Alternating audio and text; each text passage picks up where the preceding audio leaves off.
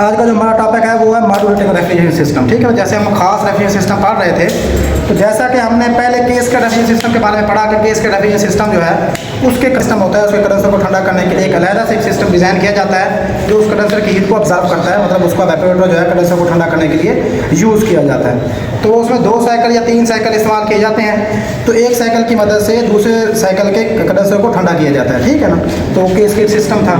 फिर उसके बाद हमने पढ़ा कंपाउंड रेफ्रिजरेशन सिस्टम। ठीक है, तो कंपाउंड रेफ्रिजरेशन सिस्टम में हमने 2 या 3 से ज़्यादा कंप्रेसर जो है वो सीरीज में जोड़े थे। ठीक है ना, तो सीरीज में जोड़ने से ये होता है कि कंप्रेसरों को सीरीज में जोड़ने से पहले जो सिस्टम का जो प्रेशर होता है वो दूसरे कंप्रेसर में जाता है। ठीक है ना, मतलब पहला कंप्रेसर जो है वो प्रेशर को बढ़ाएगा, बढ़ाने के बाद उसका प्रेशर जो है वो दूसरे हमारे कंप्रेसर में जाएगा, तो दूसरे कंप्रेसर का प्रेशर तीसरे कंप्रेसर में जाएगा। तो इस तरह से तो जैसे हमारा इंटरकूलर सिस्टम था, तो जो हमारा कंपाउंड सिस्टम था उसमें यह था कि बैक वक्त अगर आपने 2 कंप्रेसर सीरीज में लगाए हैं, 3 लगाए, तीनों का चलना जरूरी था, फिर सिस्टम वर्क करता था, वरना सिस्टम वर्क नहीं करता था। लेकिन जब इंटरकूलर सिस्टम के बारे में हमने पढ़ा, तो इंटरकूलर सिस्टम के अंदर हमने क्या किया कि हमने 2 कंप्रेसरों को या 3 कंप्रेसरों को सीरीज में जब जोड़ा, तो उनके सीरीज में उनकी सेक्शन लाइन में हमने एक लगा दिया, सेक्शन और डिस्चार्ज लाइन के दरमियान में एक वॉल्व लगा दिया। उस वॉल्व को जब हम ऑन करते थे तो कंप्रेसर बाईपास हो जाता था, मतलब कंप्रेसर का काम खत्म हो जाता था, कंप्रेसर ऑफ हालत में है तो प्रेशर ऊपर से ही गुजर जाता था। ठीक है ना, तो लेकिन जब हम कंप्रेसर को ऑन करते थे तो वॉल्व को हम ऑफ कर देते थे ताकि प्रेशर पहले कंप्रेसर में आए, कंप्रेसर से होकर सिस्टम में जाए। ठीक है ना, अगले कंप्रेसर में जाए। तो बात समझ आ रही है। तो इस तरह से हमारा इंटरकूलर सिस्टम था। लेकिन जो हमारा मॉड्यूलेटिंग सिस्टम है, ये ज़रा इसकी जो डिज़ाइनिंग है या इसकी जो वर्किंग है या इसको जो डिज़ाइन किया गया है उन सिस्टम से हटकर डिज़ाइन किया गया है। मतलब इसमें कंप्रेसर को हमने पैरेलल में जोड़ा हुआ है, मतलब एक ही डिस्चार्ज लाइन हमने यूज़ किया और तीनों कंप्रेसर की डिस्चार्ज को एक ही डिस्चार्ज लाइन के साथ जोड़ दिया। ठीक है ना, और एक ही तीनों कंप्रेसर की सेक्शन जो है उसको एक ही सेक्शन लाइन के साथ जोड़ते हैं।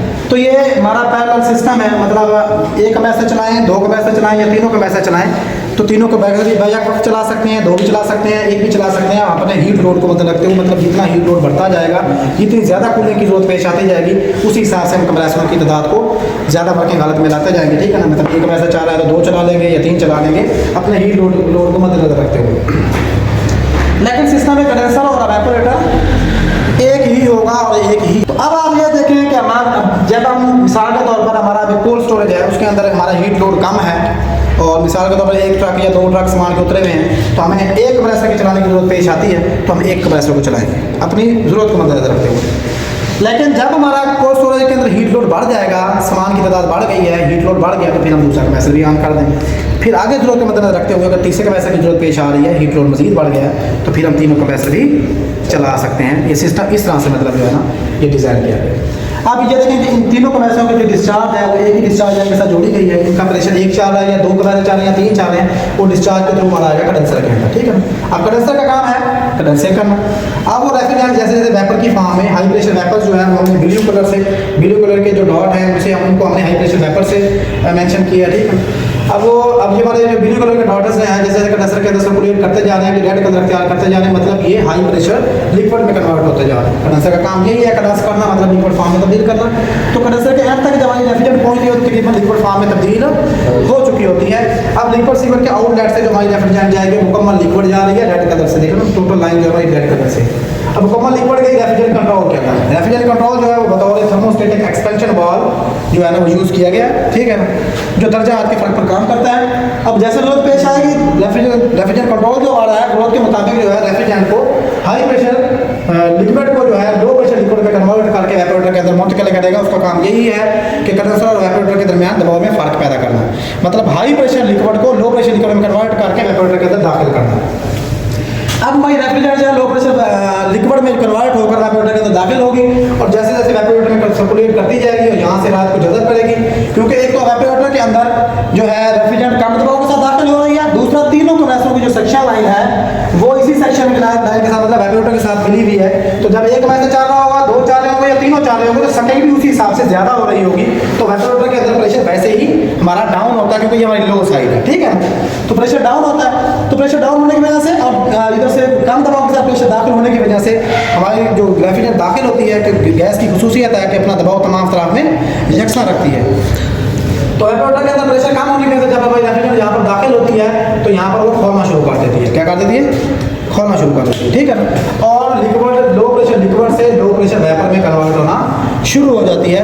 तो रेफ्रिजरेंट हमारी पूरे एवापोरेटर में सर्कुलेट करने के बाद तो जैसे जैसे हमारे रेफ्रिजरेटर के अंदर रेफ्रिजरेंट लो प्रेशर लिक्विड जो है सर्कुलेट करती रहती है, तो लो प्रेशर वेपर में कन्वर्ट होती रहती है। और लो प्रेशर वेपर जो हमारी सेक्शन लाइन के थ्रू अगर तीनों कंप्रेसर चाल रही है तो तीनों कंप्रेसरों में मतलब सकिंग होगी। अगर दो चाल रहे हैं तो दो कंप्रेसर सकिंग कर रहे होंगे, एक हाफ हालत में होगा। अगर एक कंप्रेसर चल रहा है तो एक ही सकिंग कर रहा होगा, एक ही डिस्चार्ज कर रहा होगा। ठीक है, वो हमारी जरूरत के मुताबिक जैसे हमने सिस्टम को ऑन कर रखा होगा या जैसे हम उसको कंट्रोल कर रहे होंगे उस हिसाब से वर्किंग कर रहा होगा। लेकिन इसमें जो नई चीज़ है वो हमारी लो प्रेशर कंट्रोल स्विच है और हाई प्रेशर कंट्रोल स्विच है। वो जो हमने लो प्रेशर कंट्रोल स्विच है वो हमने सेक्शन लाइन में लगाया है, जो हमारा हाई प्रेशर कंट्रोल स्विच है वो हमने कंडेंसर के बाहर लगाया है। ठीक है ना। अब मिसाल के तौर पर जो हमारा कंडेंसर है, कंडेंसर के अंदर कोई खराबी पेश हो जाती है, मतलब कंडेंसर अगर वाटर कूल्ड है तो वाटर वाला अगर ख़राब हो जाता है, वाटर वाला अगर ख़राब हो जाएगा तो क्या होगा, तो फिर हमारी जो पानी है वो कंडेंसर को जितना मिलना चाहिए था उतना नहीं मिलेगा। ठीक है ना।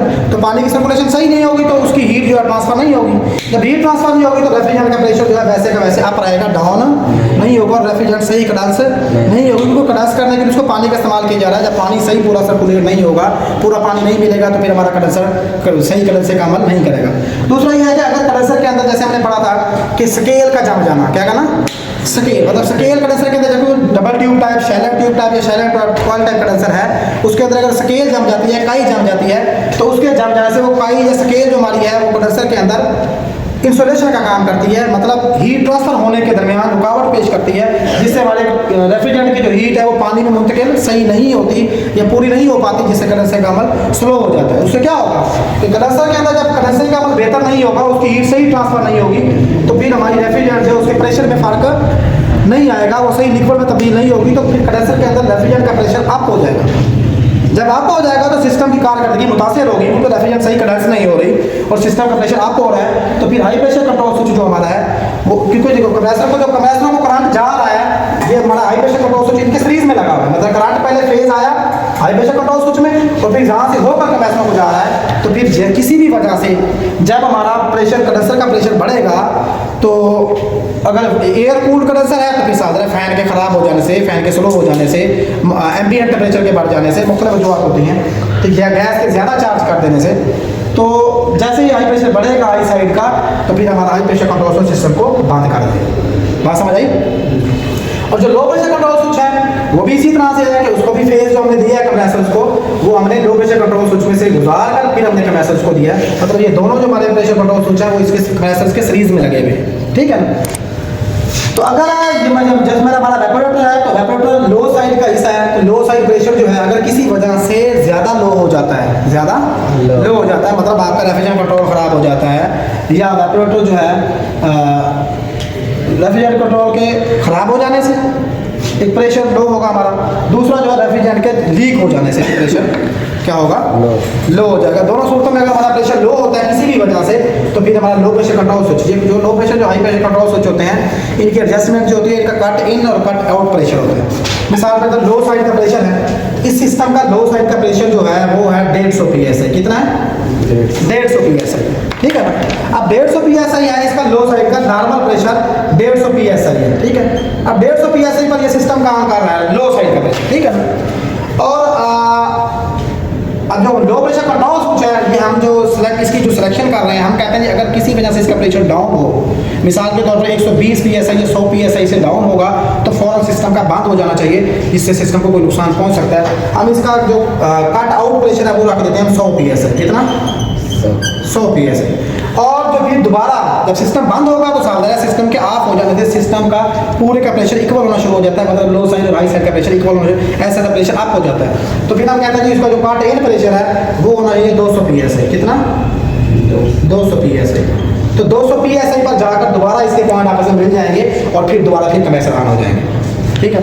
लेकिन जब 100 पर जाएगा तो फिर ये ऑफ हो जाएगा। अगर 150 और 100 के दरमियान 120 पर 30 पर चलता है तो सिस्टम सही काम करता रहेगा, मतलब ऑफ नहीं होगा। इसी तरह से हाई प्रेशर कंट्रोल स्विच है, तो high pressure control high side का प्रेशर का मिसाल के तौर पर हमारा है 500 PSI। कितना है, 500 PSI हमारा प्रेशर है हाई साइड का, कंडेंसर वाली साइड का। ठीक है ना। अगर हम कहते हैं कि इसका जो नॉर्मल प्रेशर तो 500 PSI है या 450 है, 400 है, मतलब हम मैक्सिमम 500 कंसीडर कर रहे हैं। तो 500 प्रेशर अगर किसी वजह से प्रेशर बढ़कर 600 PSI होता है, क्या होता है, 600 होता है, 650 PSI होता है। हम कहते हैं 600 650 पर जब जाए तो ये प्रेशर एक बहुत हैवी प्रेशर हो जाता है, जिससे सिस्टम को नुकसान पहुंच सकता है। उससे बचने के लिए हमने क्या किया, इसका जो कट आउट प्रेशर है हमने एडजस्ट किया, वो 650 किया। क्या किया 650। जैसे 650 पर प्रेशर जाएगा तो हमारा हाई प्रेशर कंट्रोल स्विच के पॉइंट जुदा हो जाएंगे और हमारा कंप्रेसर चलना बंद हो जाएगा। अब जब हमारा प्रेशर जो है किसी वजह से जब सिस्टम ऑफ होगा तो प्रेशर साफ है, पूरा सिस्टम इक्वल होना शुरू हो जाएगा, तो हाई साइड का प्रेशर जो है वो डाउन होना शुरू हो जाएगा। क्या हो जाएगा डाउन। जैसे डाउन होगा ऐसा जैसे प्रेशर गुजर कर रेफ्रिजरेटर कंट्रोल के थ्रू इवेपोरेटर में जाएगा तो हाई साइड का प्रेशर डाउन होना शुरू हो जाएगा। जब प्रेशर डाउन होकर दोबारा 500 पर आएगा, 500 PSI पर, ठीक है, ये कट आउट प्रेशर 450 पर आएगा तो दोबारा हमारा क्या होगा कंप्रेसर ऑन हो जाएगा, ठीक है ना। फिर आगे जाके सिस्टम चलना शुरू हो जाएगा। 450 500 के दरमियान जब प्रेशर रहेगा तो सिस्टम सही चलता रहेगा। जब 500 से प्रेशर अबव होगा 600 650 तक जाएगा तो ये फिर सिस्टम को ऑफ कर देगा ताकि कोई और नुकसान ना हो। समझ आ रही है बात की। तो बाकी ये जैसे थर्मोस्टेट का एक्सटेंशन वाला है आपका, ये दर्जात के फर्क पर काम करता है। इसका सेंसिंग बल्ब इवेपोरेटर के आखिर पर लगाया जाता है क्योंकि इवेपोरेटर की कूलिंग को मतलब रखते हुए ये ऑटोमेटिक जो है इसका इंटरनल जो डाया है वो कम ज़्यादा होता रहता है क्योंकि इसके अंदर इंटर वाल लगे हुए होते हैं, ठीक है ना। तो जैसे टेम्परेचर इवेपोरेटर का ज़्यादा होगा, कूलर की ज़्यादा जरूरत पेश आएगी तो फिर ये ज़्यादा रेफ्रिजरेटर गुजरने देगा। लेकिन जब इवेपोरेटर का प्रेशर कम होगा तो फिर जो क्या होगा कूलिंग की इवेपोरेटर का प्रेशर कम हो जाएगा, कूलिंग पूरी हो जाएगी तो फिर ये इसके जो अंदर का इंटरनल सिस्टम है उसको इस तरह से डिज़ाइन किया गया होता है कि लीडर वाल होता है वो उससे रास्ता ब्लॉक होता जाता है, कम होता जाता है और रेफ्रिजरेटर फिर कम मिकदार में गुजर कर इवेपोरेटर के अंदर